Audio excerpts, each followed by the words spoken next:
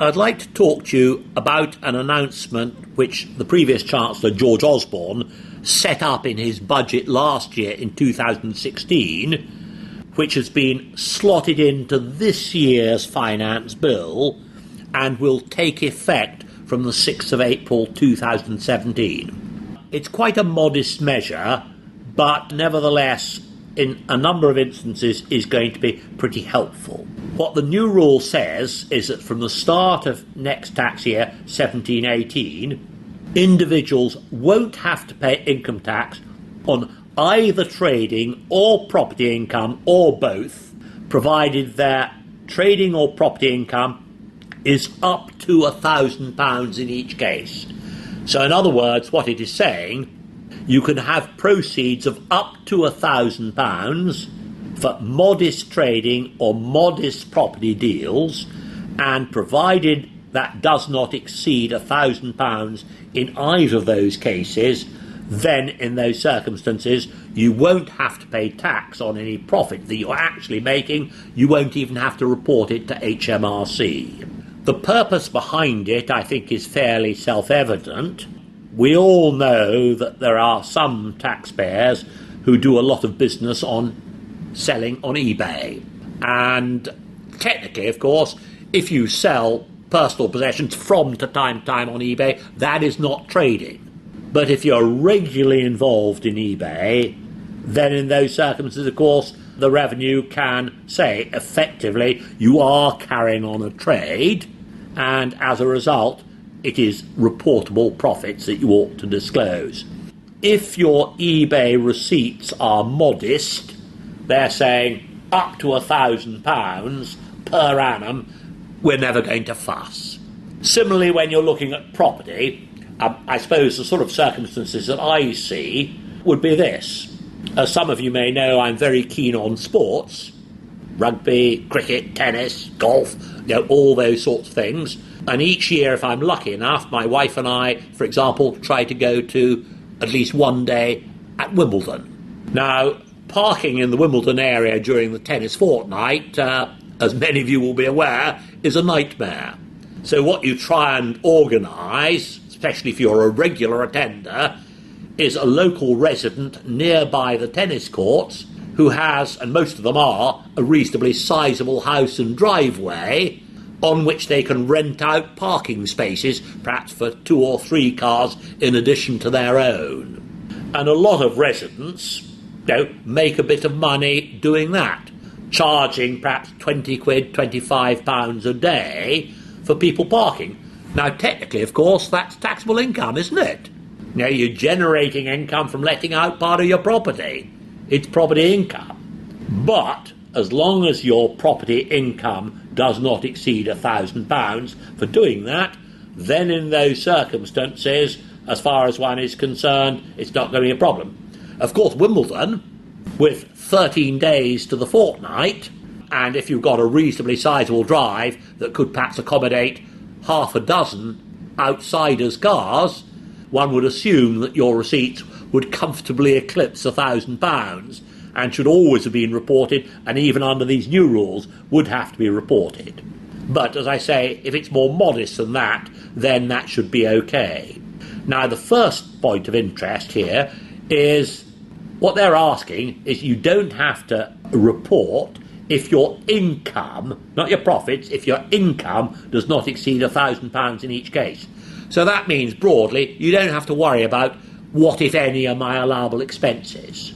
Now, if my total receipts for letting out my driveway during the Wimbledon fortnight come to £960, probably my related expenses are negligible, but because my income is below £1,000, then in those circumstances there is going to be, from 17-18 onwards, no need to report it. There is, however, a special election, a partial relief election, that taxpayers can use in these circumstances if the income exceeds £1,000.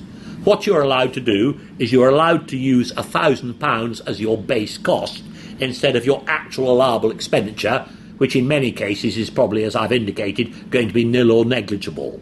If you're going to do that, so let's say My receipts from letting out my driveway during the Wimbledon fortnight are 1,300 quid. As I've indicated, my expenses are likely to be nil, but I can make an election and get the £1,000. So although I'm going to have to return £300 of taxable income, it's only £300, which of course is a good deal better than £1,300. You've got to make that election if you're going to make a partial relief claim within the usual time limit, 22 months from the end of the relevant tax year. Interestingly, the legislation also says you can elect not to take advantage for 1718 onwards of this new trading or property relief. I was at first blush slightly puzzled by that, but I think what it must mean is that that is only going to be the case if you sustain a loss rather than a profit, and presumably if your proceeds do not exceed £1,000. Because obviously if your proceeds do not exceed £1,000, but you would make a loss because of your expenses being bigger than your proceeds, then in those circumstances, if you didn't do anything, your allowance being your income being under £1,000 isn't returnable. But provided you make an election within the same time limit, you can of course claim relief for the loss. So if my income is £900 but my expenses are, let's say, £1,500, you've got there a loss of £600. When we're talking about the trading allowance of £1,000, it's worth pointing out that it only extends to sole trades. Partnerships, for reasons of complexity, are specifically excluded. So we aren't looking at sort of partnership arrangements here, we're only looking at sole trades. And the legislation does go on to say that if your client has got two or more sources of modest trading income, he's got to decide, and he's normally allowed, as he sees fit, to decide if he's going to use it, how to split up that £1,000 base cost between each of his two or more sources of trading income. The only requirement is that he can't use the allocation to create a loss in those circumstances. As far as the £1,000 property allowance is concerned, distributions from real estate investment trusts don't count, and income representing a rent-a-room relief doesn't count, for the fairly obvious reason that it would normally be tax-free in those circumstances, so you wouldn't actually need to include that in that consideration. Another point about casual property income is that property landlords can't use the £1,000 facility if they've got some mortgage interest in relation to their property letting, which, following the changes that take effect on the 6th of April 2017, become non-deductible interest. Because, as you know, the rules for allowable interest for property letting are changing fairly shortly, and instead of getting a deduction against your income like another expense, you're going to get relief by deduction at source at a specified rate, which in the case of property is going to be 20%. So I've drawn that to your attention. Notice also there is a little bit of anti-avoidance.